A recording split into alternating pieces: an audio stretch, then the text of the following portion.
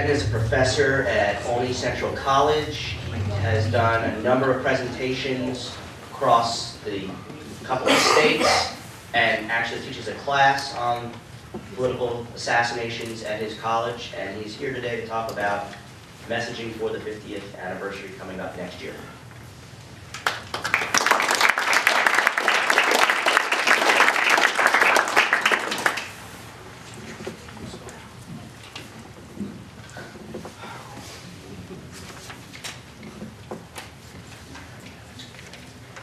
Well, thank you for having me here. And as he said, I have been teaching classes at my college, Olney Central College, for a number of years, actually 11 years.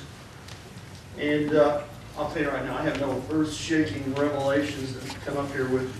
But this topic, I think, is interesting about how we go forward. And I've spent about the last 20 years reading everything possible, attending as many conferences. You see me here all the time, I'm sure. As listening as much as I can. One of my favorite guys to listen to, sitting over here, Ed Tatro, did a great job this morning. He's probably taught me as much about the case, I think, as anyone, and I appreciate all that he's done for me. As far as the class, teaching at the college level, I think it is a topic that kind of fits in with this whole thing about messaging, because that's kind of what I've had to do over the years. It's almost like one at a time, try to get the kids to do things, try to get them interested in the case. And I'll talk a little bit more about that in a minute. But as I've gone through, you learn things, you come across things. And a couple things I want to share with you that I've, over the years, been confronted with. A couple of years ago, a retired history teacher named, we'll just call him Richard. He didn't want his last name mentioned. I'll speak to that in a minute. He gave me a call. He said, I traveled past in the summer of 1963 while I was in the National Guard, Texas School Book Depository. And he said that he actually thought he saw during that summer a man with a gun in the window of the Texas School Book Depository. Didn't think much of it at the time. Then, of course, we know what happened, the assassination. He got very scared about it. I thought that was a pretty interesting story. And I actually sat on it a while. Then I decided I wanted to talk to him. And I got to him, met with him face to face. And I told him, you know, this is pretty interesting stuff. I'm going to be in Dallas, and I'm not probably going to talk about this, maybe even. I think he was kind of naive about what the extent of that was. And so when I met him the second time, he kind of backed off. He said, well, I don't really know what I saw. I'm not sure I saw a man up there. So it's kind of like the whole story kind of backed off for a while. I decided to talk to him a third time, and he pointed out, you know, I was so scared when that happened. As scared as I ever been in my life. I said, well, why were you that scared? If you didn't really see something. Well, when I told him I was going to be in this conference, he said, you know what, if you don't speak to those people, whoever that man was up there in the window might be there. So I said, no, he's probably not going to be there. It's been 50 years. And he did admit, he said, yeah, I think I saw somebody with a gun or a silhouette of a gun. I got him to admit to that. So, you know, there's things like stories have come to me over the years like that. And I also been lucky enough to have met Dennis David. I know a lot of you probably know who he is. Witness about the autopsy, pretty important witness, as a matter of fact. He lives not far from where I'm from, in Illinois, and he's came to my college campus. I had a chance to interview him a couple years ago, actually more like 10 years ago, actually. But I know you probably know a lot about the autopsy and the stuff he's talked about along those lines. But this is a little, we've talked so much about the magic bullet and things, maybe you're not has gotten as much information about another story he had to tell when he was at Bethesda that night, and a thing he was involved with as far as evidence was concerned. So we'll play this for a couple, 3 minutes and see what you think. About 2,300 hours, 11 o'clock, I was in the hall outside the morgue when an MSC officer, who I believe was the administrative watch officer for the Naval Hospital, and there was another man that he was an agent, government agent. I don't remember whether he was FBI or Secret Service. But anyway, the JG said, David, do you know anybody that can type and has a security clearance? I said, yeah, I'm a math tech, and I can handle classification up through and including secret. And he said, well, this man, he called him by name, said he needs to have a memorandum typed up. He said, where can we do it at? And I said, well, we go to the AW's office for the med school on the second floor, and I'll type it up for him. Which we did. We went up there, and after I got the typewriter set up, the man dictated a memorandum to me. Date at such and such time, it was a memorandum to the record.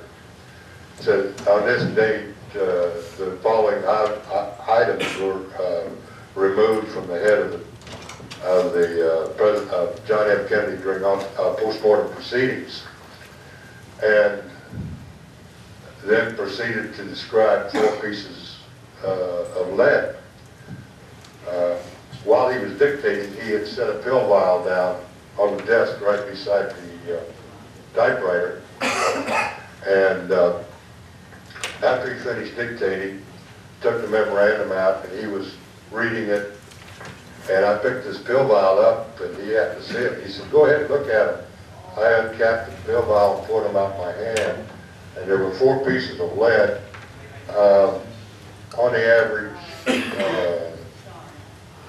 I would say about like 3 millimeter by 4 millimeter by maybe a millimeter, 2 millimeter thick. There was too much lead there for 1 bullet. Maybe not enough for 2, but definitely too much for 1 bullet.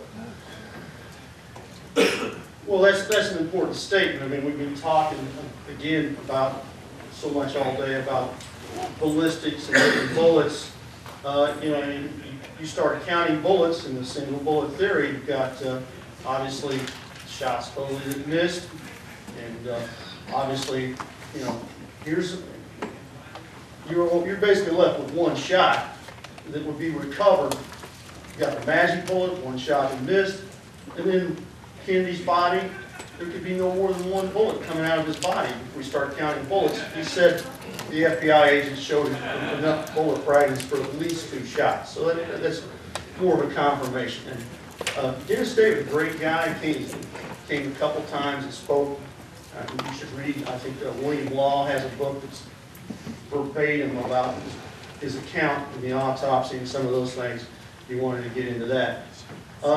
As I said, I've also given some presentations around the area where I live in central Illinois. I had some interesting thing happen to me about 3 years ago. I was, as I said, giving a presentation about the Kennedy assassination. And I had a gentleman that just as the night went on, kind of got more belligerent, more obstinate about arguing with me about several things, and it had a familiar ring to it. Ultimately, I kind of asked him, I said, you're intelligence, aren't you? And he kind of said, yeah, he was, you know, in so many words. When the night ended, he came up to me and he pulled out a worn out card that said Operation Phoenix on it, the CIA. So he was a retired agent who, you know, here I am, this nobody giving a talk, and this guy came from 60 miles away to listen to it. Why was he? He's a retired, you know, I don't know. So I wondered if there was anything to that. Well, I was giving another talk 2 weeks later. I said, you know, if there was something a little more to this, of course, if you don't know what Operation Phoenix was an assassinations program in Vietnam. I'm sure most of you do know that.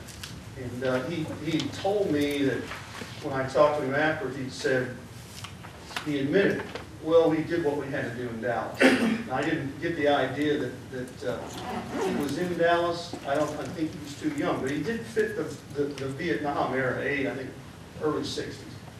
So I gave a talk 2 weeks later in a nearby town, And another guy shows up, and he's much more friendly. I think but he openly admitted he was CIA. He showed up. He was a technical guy. Said they wanted him to come back in. Two different kinds of guys. He said, well, we had met the night before, these retired agents. I guess they get together and still monitor things. My point would be is, I still think, Mr. Tatro talked about this morning. I still think there's people out there that are listening to what we say or what we're looking at and still protecting secrets. To what degree, I don't know. I recall my first conference that I went to in 1992 when I was just trying to learn just like everyone else. And I recall a guy named Mark Zaid. I don't know, that might be a name that rings a bell. I think Jim has talked about him a little bit in his writings. It's a young guy that seemed to like, all right, here's his first conference, and he's kind of taken over everything. He's a young lawyer. And he's coming up and he's talking about at this conference that, well, there wasn't anything to Oswald in Russia, and this seemed to be there just to discredit or discount everything. And if you read what I think Jim says about that in some of his writings, this guy seemed to have a background of disinformation. And so, yeah, there probably still is that sort of thing going on. I really believe that. To what degree, I don't know. But I wanted to bring those things out. Some couple of things I'd ran across over the years.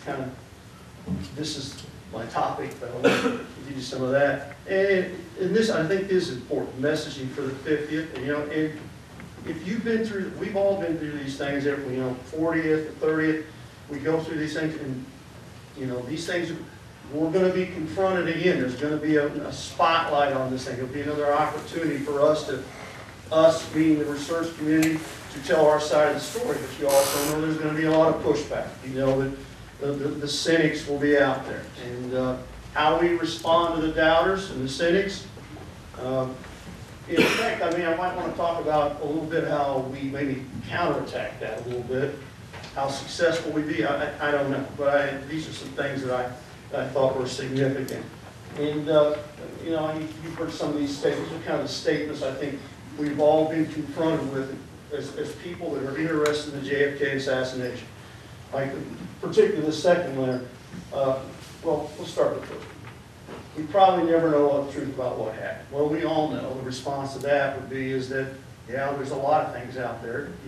You need to listen, or people in positions of power need to listen, or for positions of the media or whomever, institutions. And let's go on to the next slide. I think this is an important thing for us if we have any success along these lines. I think we really need to change the conversation to the best of our ability, reframe the message, and try to get away from this word conspiracy. And I'm probably saying something, I'm speaking to the choir there. You probably maybe know this too, but we've kind of always been dumped into this rather large group of people that are fringe, that, that from all other kinds of conspiracies that have very little in the way of facts. We have facts, though. I think that's the difference between the JFK assassination and all this other stuff we get lumped into. We have the facts on our side. If people bother to listen. And I think it's obviously pretty dangerous in any democracy to simply be in a situation where people are ignoring those facts. So, how do we get to, get away from that? One thing that came to mind is, without getting too far into politics, is the guy Frank Luntz, who you see on Fox News, the message guy. We're talking about message. Supposedly he's a great message guy, whether you agree with his politics or not. A few years ago, he came out with the concept of Obamacare, right? We've heard that 1,000 times. And that's been ingrained in our society, that there's going to be a government takeover of the healthcare industry. Well, that's a far-reaching topic, but I always say I know my friends in the insurance business, and none of them are going out of business. In fact, they all have houses on the lake, making a lot of money. So I don't see that happening, but the message has been made clear. It's hard to get back from that, hard to walk that back. In the same way with conspiracy, how do we walk that back once it's been framed on us? And I've tried to think about this a lot. this is a couple things I came up with, you, for better or worse. You know, if we talk about dealing with the facts of the historical reality of what happened in Dealey Plaza, now that's a little longer speech than conspiracy, but are we dealing with the facts of what happened? Not conspiracy, but the facts. And we stick with that. And you know, obviously I took this out of a definition of the word conspiracy, to be honest with you, but the definition of the word conspiracy is an act of treachery by a combination of powerful forces. That sounds pretty good to me too. I mean, if we use that kind of terminology and get away from the things that tend to diminish what we're trying to do. I think the next thing I have here is I don't think when we go out and we talk to people, and for me it's more of a one-on-one thing, occasionally I get a chance to do this, but you can't get caught up, I think, in the initial discussion of the various theories about what happened. And we all, this is for us, I think, to talk about this. We're all interested in those things. I think people are ultimately as well.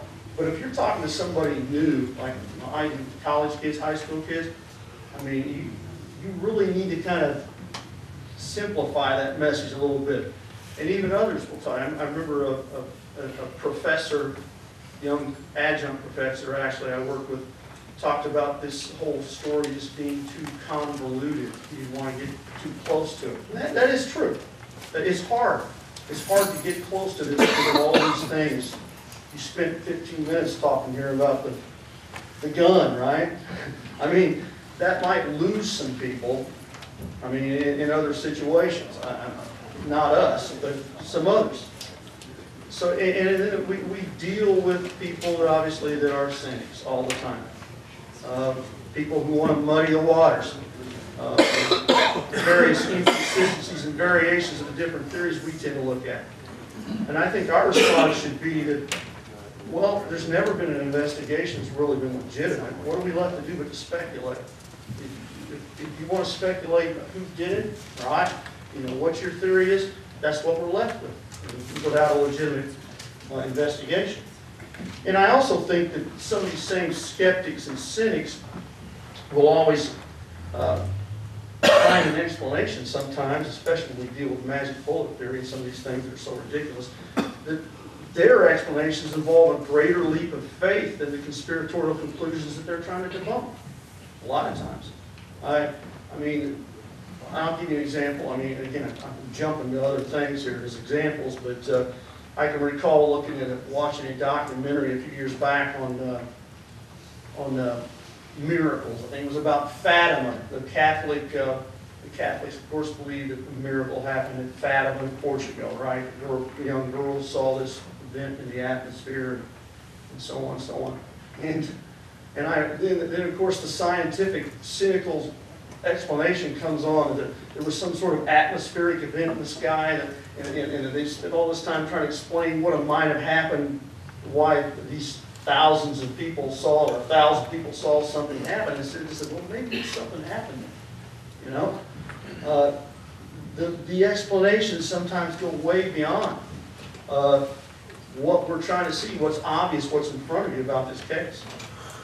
And I think we oftentimes see things, you know, like, or we'll see what I call the micro-level attacks, where people like, I think some of us, you've seen some writings about Chris Matthews, or a guy on MSNBC, maybe you follow him and may agree with some of the things he say, maybe not, but he seems to be most of us know, he seems to be a really viciously attacking anybody that believes in anything other than Oswald Acton alone. 2 years ago, he had David Talbot on, who wrote the book, I think, Brothers, I think, is that right? Very good book. Talbot wasn't a guy that was, I think, he was interested more in what Bobby Kennedy did after the assassination. I don't think it was that much into some of the stuff that we talk about here. And Matthews just really went after him about things. In fact, he mentioned that, you know, if there was an assassination, conspiracy, there would have had to have been somebody in the Texas School Book Depository. They would have had to have things, whoever owned that building would have had to been involved in this conspiracy. D.H. Byrd for the village. Yeah, D.H. Byrd. You're stealing my thunder, man. Yeah, D.H. Byrd, a guy who's connected to Civil Air Patrol maybe Denton, Oswald, Lansdale, too. most of the right-wing people, and Kennedy haters in Dallas, if Chris would have checked on that, he might have found there might be something to that. I don't know, maybe not. But the question's there, and again, you know, I think people that resist our ideas, possibly in the media or whoever, it's a difficult road. I'll get to more of that in a minute, but the fact that what we talk about kind of shakes the foundations of our institutions. And that's somewhere a lot of people don't want to go to.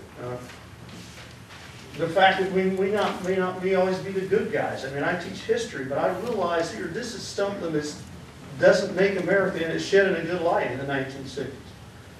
But like our founding fathers said, we seek a more perfect union. We are not perfect. We seek a more perfect union, and getting our history right is certainly a big part of being able to do that. It's always interesting. My time I've seen over the years, and I think you have too, well-meaning but maybe somewhat naive people that want to come into this case and grab onto it and maybe solve it, you know, in a short period of time. And that's probably not going to happen. I can recall giving a presentation at the theater at my college, and I was talking about some of the ballistic stuff, some of the autopsy stuff, and obviously it's so explosive. And this chemistry teacher who taught the college was there, present at the theater. She had happened to be a ballistics expert for the state police in Illinois, where I live. And in fact, went back to that job later, and I started showing some of the stuff about the autopsy that we're familiar with, and she just kind of got up and went ballistic. Like, what's going on? We gotta do something right now. And I said, look, you can't. This is not like anything else. There's probably not going to be a normal resolution of this case. This isn't like a typical investigation. That's kind of where we're at. I mean, I wish we could do that. She was pretty frustrated we could. There are people that get interested into this, and they kind of fall into some of the traps. They go down some of the roads, you know, or maybe theories that are not as strong as others. I met a woman, a retired woman this summer, called me up and says, I kind of know more about this. I'm looking at this later. She was a retired political operative from, actually, she worked for the mayor of Indianapolis. A pretty significant job, very intelligent woman. And I tried to explain to her a couple things, you know, how easy it is to go down the wrong road. And then the second thing I told her is, you realize, for any politician, the moment they get involved with something like this, they're probably over. I mean, that's the realism. I mean, any major politician at this point in time would come out and speak openly about the Kennedy assassination. I think we got to be realistic. They're not going to do it. Not now. I mean, that's being a little bit pessimistic, I know. But I think there are some things we can agree upon and try to look forward to and move through this and maybe hopefully try to accomplish something going forward. I don't want to get to that, not to be too depressing, but you know, and again, this is like JFK 101. I know what you folks obviously know quite a bit about this already. But the single bullet there is obviously indefensible. And I point that out to my young people in my class, and we'll get more about that in a minute. And without it, by definition, it was a plot. You notice I didn't use the word conspiracy. Okay, it's a plot. And then the next thing, I mean, and someone pointed this out on the left, Oswald, he didn't act alone, as Jim said. He did not act at all. I mean, I don't see any evidence that proves that Oswald, maybe he had some enmeshed in that plot in some way in terms of infiltration, but you know, that's another one of those debates. Did Oswald act alone? No, he didn't act at all. I think that's how we need to respond to that. I think we can all agree that, you know, the historical reality, there's some level of intelligence mafia involvement. But I also think if we look at the case, how can we not say there had to be some control, there's people involved in this that had the control of the scene in Dallas, Texas. I don't know how we cannot get past that. I mean, we can have that argument, but there had to be some local control. And I don't think that, my personal vision, I don't think the CIA had that kind of control, or the mafia. And that's, but I think, I guess that is already, maybe it's not something we could all agree upon, I don't know. I think we all agree upon the manipulation of the autopsy evidence.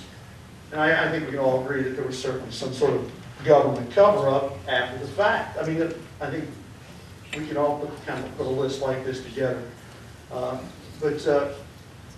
You know, that's a kind of a consensus thing that I think we can get to. And by the way, when we talk about the manipulation of the autopsy evidence, if you think about that, there's got to be a short list of people that could actually have done that. You know, if in fact the autopsy was manipulated, like, you know, we could use our Obama's line in the debate about check the record. Check the record. Doug Horn put it on the record that there was a manipulation of the autopsy. I mean, if anybody did, whoever did that was committing an act of treason. They had to have some high level of power or a whole lot of cover, right? I mean, that's a logical conclusion. Okay. All right. Well, let's go on to the next thing here. I think, and before I'll get to that point in a minute, but I think we all know that there's a lot of debate, discussion, and division inside the people that look at this case. That goes without saying. How far we take that probably has a lot to do with how successful we are or not. We're constantly arguing about various aspects of this case. I mean, it does seem to me that there's some attempt on some to wage almost like a Posner-esque, I would call it, attacks, discrediting completely anyone else who happens to differ with their particular theories in order to protect their own territory and ego. I see that. I mean, but that also leads us to almost like, when I say Posner-esque, I mean this thing about where, well, somebody has one thing wrong, therefore everything they said is wrong. Almost like a lawyer type examination of the facts. I really think the years I've spent on this case, I don't think anybody's got it 100% right. I mean, honestly, nobody does. There's just too much out there. But that doesn't mean that a lot of people don't have a lot of things right that we have to look at. And that's where I come to think we should assume nothing and dismiss nothing when we get into this thing. You know, some examples of maybe some people that maybe have been dismissed maybe too soon. I don't know. The story about E. Howard Hunt, his son came out with about the confession. That interested me because I kind of thought for a long time that this guy might know as much or more than anybody alive. I was shocked that anything might ever come out from him. Did he confess at his death? Well, I think we need to listen. Judy Baker. You know, there's obviously tons of arguments about her. Madeline Brown, already mentioned this morning by Tatro. I might mention more about her in a moment. But so again, my recommendation would be, I'll not say it again, but I say that, but I also say I think from some of my experiences, I think you view anything in terms of people from intelligence with suspicion. I mean, just because I think that's what they're trained to do. Like the guy that came up to me, I'm not certain what he was or what he wasn't. I remember a few years back seeing Jerry Patrick Hemming, who's always been brought up a lot. I remember him speaking back in the 90s in Washington, D.C., where I was at. That guy spoke an hour and he didn't say anything. What's he talking about? It was all double talk. These guys are like trained to do this. Then later that evening, I saw him in the bar, and he just went off on some guy, you know, and some tirade, and I man, that's all an act. So I think that's, do we not listen to those people at all? Yeah, we listen to them, but I think we have to put a little more grain of salt in that. You know, I've done oral histories on World War II and the Vietnam War, did some major stuff with that a few years back, and you interview people, you get their stories, and I think the stories here are important. I want to believe when somebody says something. I have a tendency to believe them first and then maybe discredit them later. I actually did get a chance to meet Madeline Brown in the 1990s, spent about 15 or 20 minutes with her. Thought her to be very believable. Maybe her story's hard to corroborate, but and that's the kind of thing that we've got to have a little bit of an open mind about, but approach with some caution. I guess the truth, having both ways a little bit. Okay, let's go on here. Next thing we got. Okay. Well, again, I'm speaking from the approach of maybe what dealing with young people, because that's what I've dealt with, college students, young kids. And I really think I've always tried to mesh them, and it is a small operation for me. It's one or two at a time. You know, I get 10 or 15 in my college class every year. They love it. They go back and they say, man, this is great stuff. You know, they tell it, you know, that they want to get into this too.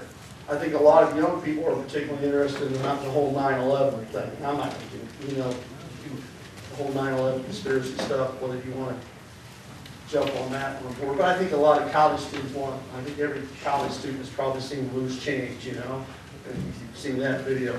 But that kind of leads them into, well, look at this. You know, look what happened 50 years ago for our country.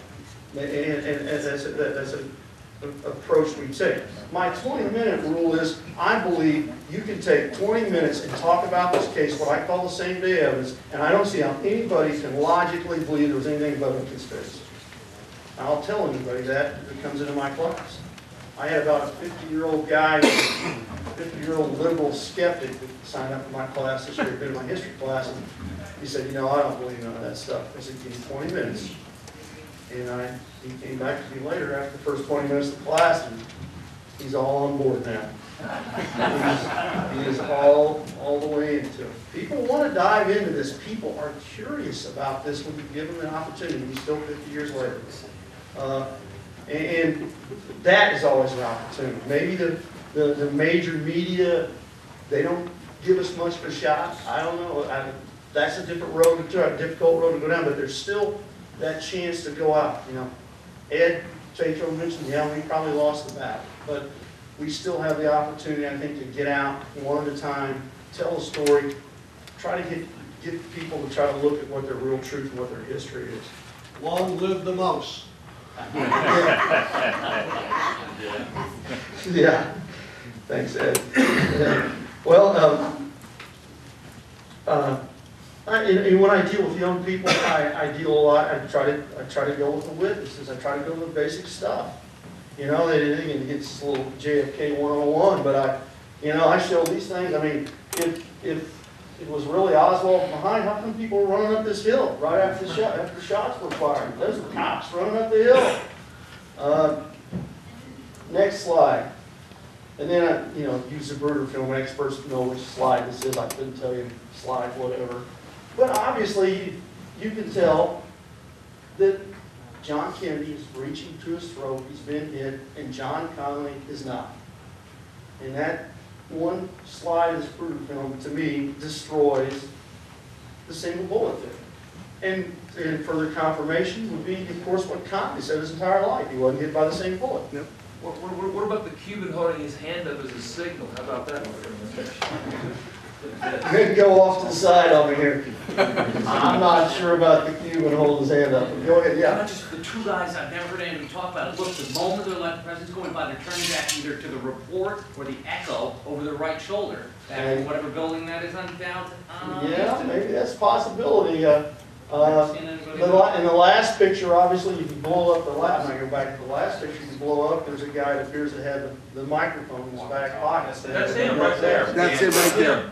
The guy with his hand up Can as we a go back one slide? He has a microphone in his back pocket. It's supposed to, those a lot of people know That's that. called dark Right there, that picture was blown up. He has a microphone in his back pocket. That's dark with light. Walkie-talkie. Yeah. Everybody else is running, he's pretty darn calm. So that's the kind of stuff I try to show the college students and have them look at. And we can go ahead and go one more. And then my son is here tonight. He's also a history teacher.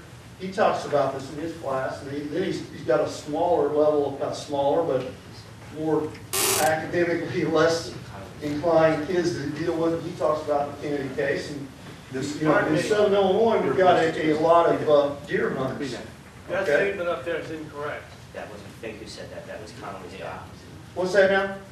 That statement is factually incorrect. Oh, this one here? Yes. Yeah, I pulled it out of the book, man, so you'll have to get some back to somebody else, okay? If you think it's foul, I'm just trying to show forward, okay? Right now you got me, I'm probably copyright. But then, obviously, this is the magic bullet. We show this in class, and as I said something about deer hunters, my son, I've done it now too, will ask the question, well, anybody, all you guys that hunt deer, do you ever get the bullet out of the deer you killed? I said, yeah. Does it ever look like that? No. No, I mean, well, this one went through a couple bones and 7 wounds, and no, it's badly distorted. Then they see it, they get it. I mean, they've already, and you got it. I mean, that's, comments about that? Okay. All right, let's move on. What we can hope to accomplish. Well, again, this is my opinion. What I've always sought after, and I'm sure what everybody in here sought after, I think, is a greater truth. They can't take that away from us. I mean, it's frustrating when maybe, you know, the media or the government doesn't recognize this case or isn't call their attention. But we can always seek a greater truth. That's what we're after. And that's why all of you are here. I think I know a lot more about this case than I did 20 years ago. I'm glad about that. I hope to know more. Legal justice, I put with a question mark, this is probably not going to happen. Not this late a day. I mean, there might have been opportunities in our past, but the hope of that happening is probably there. Public opinion, though, we've won some battles on that. But it's going to be a never-ending struggle, obviously. The media isn't on our side. We have to constantly, even if it's a grassroots kind of thing, keep pushing forward to try to get our message out about what happened in Dallas in '63. I do think, though, being an academic guy, I feel like, well, this is something I've done a little bit of research on to look into, that there may be hope in this area a little bit in terms of the academic arena. And what I'm kind of talking about is the fact that what's in the textbooks. I mean, that's important to me because I'm a history teacher. Yes. What do we find in our textbooks? What are our kids reading? What will the next generation be reading? That's our history. Can we do something about that? And I actually did a study, like I said, a little bit of study. I pulled out, or got about 10 of the top college textbooks. I did this actually earlier this day, about 18 years ago I did this. I haven't updated that because that wasn't my topic here today. But I actually found out of the top 10, or 10 of the top textbooks in the country that at least half of them were very open-minded about, or at least discuss the idea of conspiracy. I mean, instead of just the whole Oswald alone straight down the line, it wasn't that way. In fact, I think if we go, you probably can't read and see this too well, but I had examples of couples here. This is from the textbook American Journey, History of the United States. And you get a little bit, you probably heard this one before, you probably get annoyed about this, about that Oswald seems too insignificant to be responsible for this on his own. That kind of hysteria that we apparently all have, that it had to be somebody bigger, you know. But it does talk about, well, the Warren Commission did a sketchy job, a lot of doubts. I thought this is one example. Then the next one I have, even more surprising, from the book On the Edge, a U.S. history textbook. I just kind of jumped out at me. It says at the bottom here, it talks about theories abound. Some like to espouse the 1991 movie JFK, a link to the so-called plan to end the war in Kennedy's sudden death. We actually put in the textbook about Stone's movie the possibility there might be some connection to Vietnam. And so we get elements of that. I've seen elements of that in some of the textbooks that I've looked at. Others, no. But my point would be is, you know, I don't think academics, you know, I haven't gone around and surveyed academics all around the country. I think Jefferson Morley wrote a good article in 2007. He was here about the fact that, you know, that we've seen some history professors write books that are pro-conspiracy, like Gerald McBride, and David Rohn, obviously, and maybe those people are a little more open-minded. The people that write the textbooks, the people that publish them.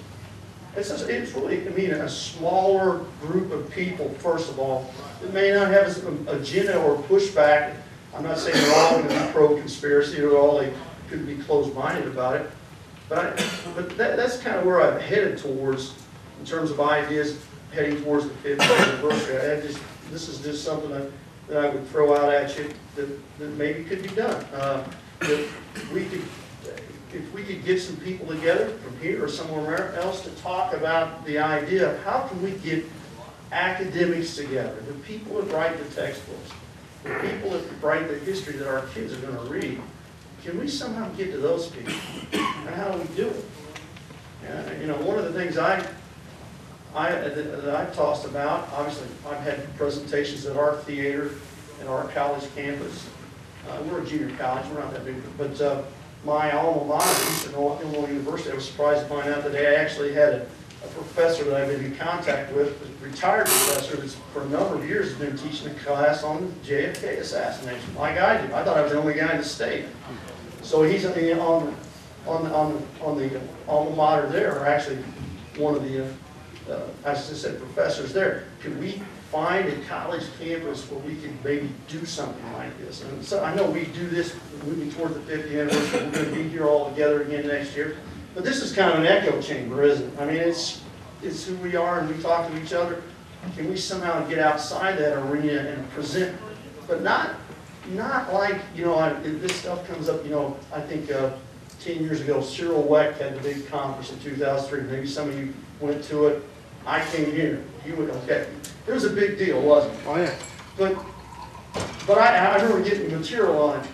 But again, I don't think it's about debating stuff. I think we should be past debating the single bullet theory. I saw some of the things, you know, arguments about the single bullet theory, you know, or did Oswald act on it? I think if we could do something like that, it should be something about presenting the facts, not arguing. We need to be past the debates. You know, I don't think we could do anything more to disprove the single bullet theory. So if we could do something, though, to get folks together that count in terms of writing our history, it's an interesting idea to push forward. And I just, you know, if some other people are interested in that, I'd be glad to talk to you. I'd be glad to be involved in something like that. Maybe have something before this conference, not this, you know, where we try to reach a different group of people that are to be involved in something like that. So take that for what it's worth.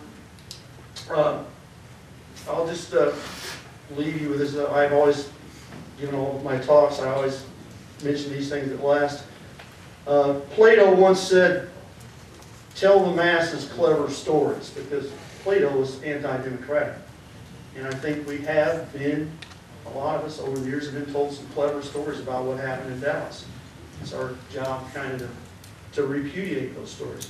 And then the quote from Martin Luther King, that I hope is true, that no lie can live forever. And hopefully we can somehow get that addressed. But I've got my email address up here, if you want to put that up. And maybe I do. Is it up there? I don't think it is. Oh, well, then I'll have to, I got some stuff I can pass around. If you're interested in doing something along those lines or talk to me about anything that we could do, as far as that's concerned, I'd love to do it. But thank you very much. You got some time for Q&A. You got time for Q&A. It's good that there's questions because it's supper time. He's got like 15 minutes on it. Great. If you want to do some Q&A. Okay, here's the first question. Here we go. Denton D. At He'll be done by the time I get in there. iecc.edu.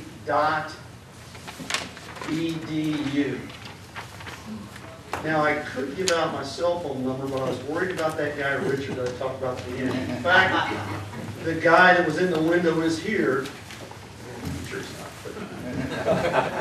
Yeah, I just wanted No to say problem. that I think what you just said is one of the most important things I've heard about where to go with this, because what we have on our side is the facts, and that most of the people in the country, even if they're not that well informed, don't believe the government's story. exactly, yeah, I mean, that, we've always had that on our What's side. important as a teacher is the generation coming up, right? And I Exactly. remember, you know, I had a history teacher once who said, we called the Boston Massacre a massacre.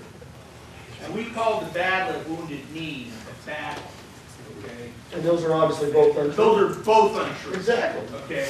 But it's in the history books, and it's there, and we're not gonna get it out.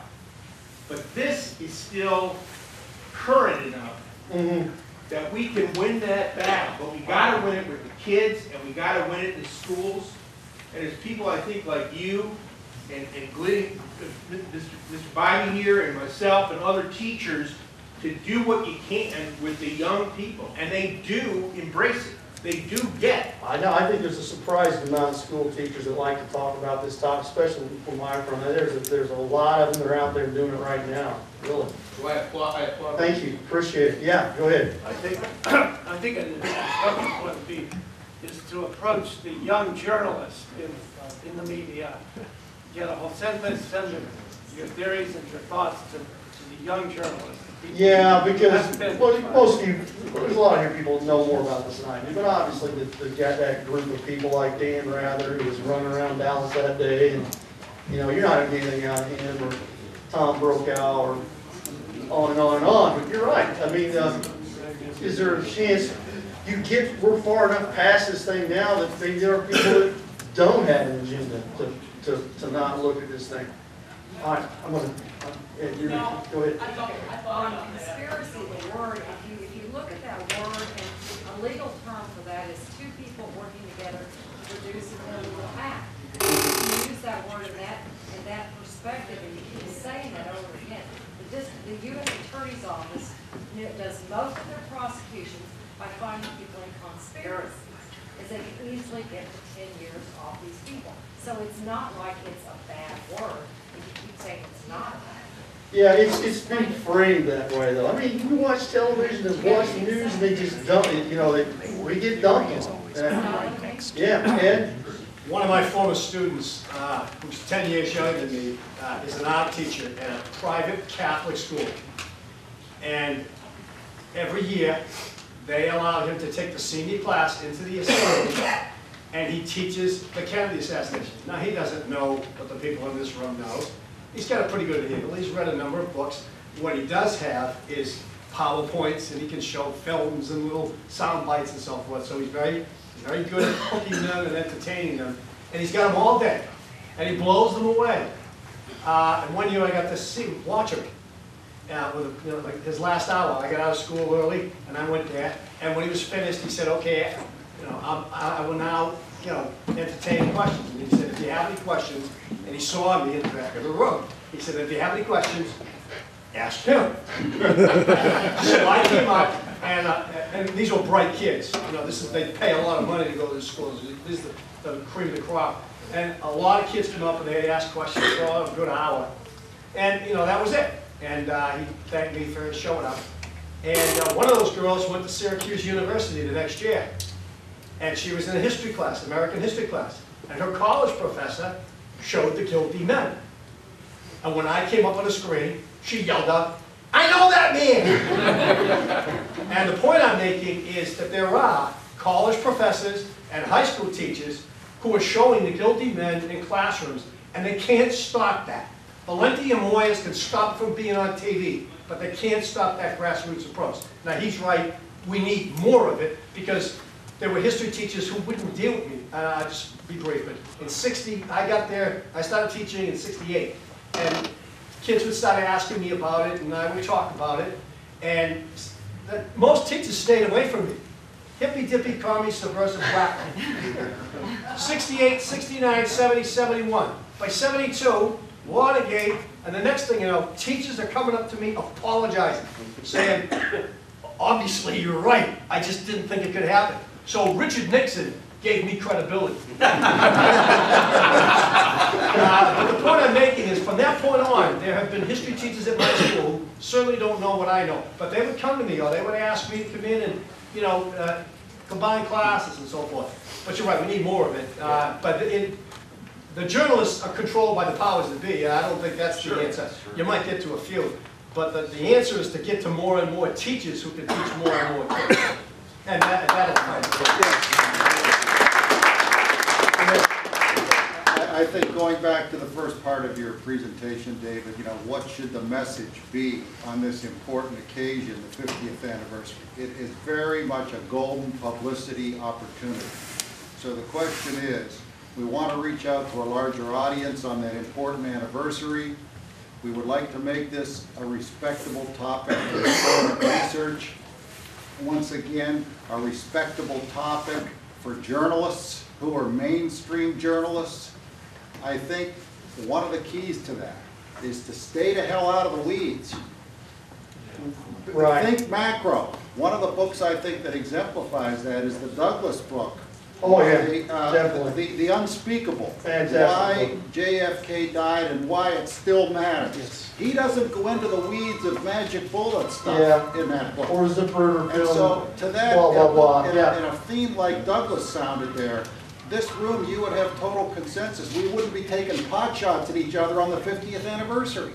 Yeah, well, the opportunity will be there. How will we frame the message? Yeah.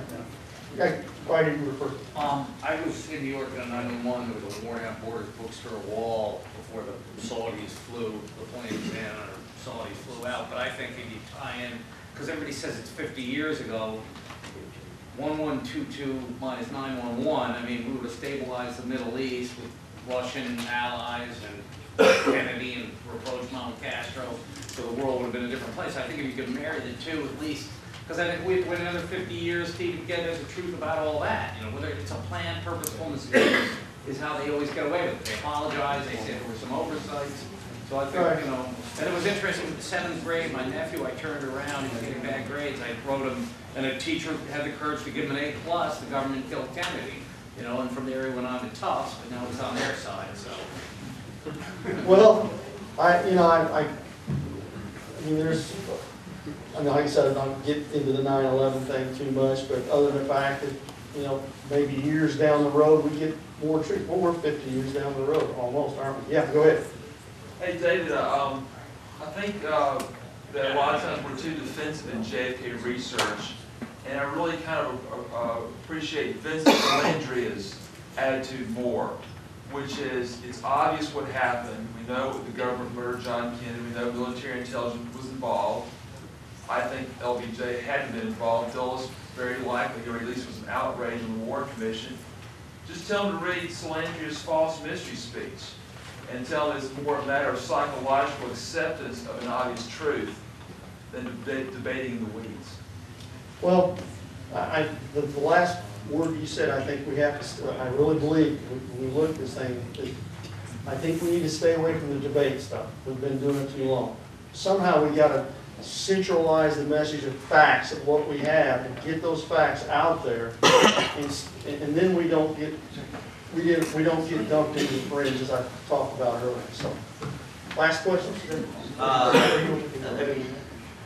Go ahead. Yeah, you mentioned about the American mainstream media and how the Cronkites and the Rathers and roll calls have just basically completely shut down any kind of view other than a single bull theory. How about foreign journalists? How about foreign journalists back then? Do they have that same view if you find that out? Well, I mean, I can only read like you guys, I'm sure did, and I think the answer probably is a lot more. Obviously, we know that when you look at the early history of the Kennedy assassinations in the 60s and beyond, that the Europeans were way ahead of us as far as being open-minded about this. There's no question about it. I mean, they have. I mean, but I'm not an expert. I don't have the expertise to answer that kind of question. But that's my opinion. Yes. I'm listening to this discussion, and I don't know how many people are aware that the #1 bestseller in the country is a book called Killing Kennedy. Yes. About Mary Irish.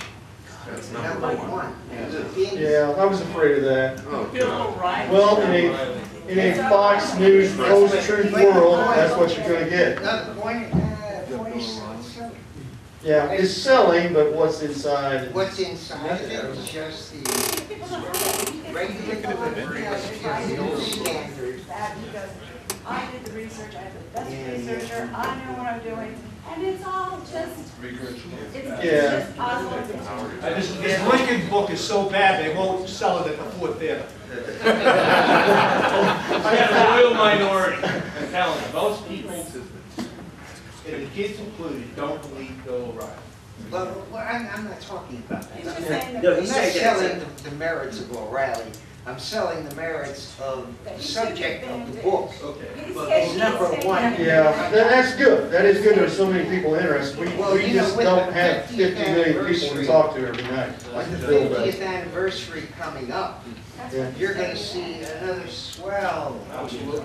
Yeah, it will be an opportunity. Foster's grandchildren. Yeah, well, folks, thanks a lot. That's a great.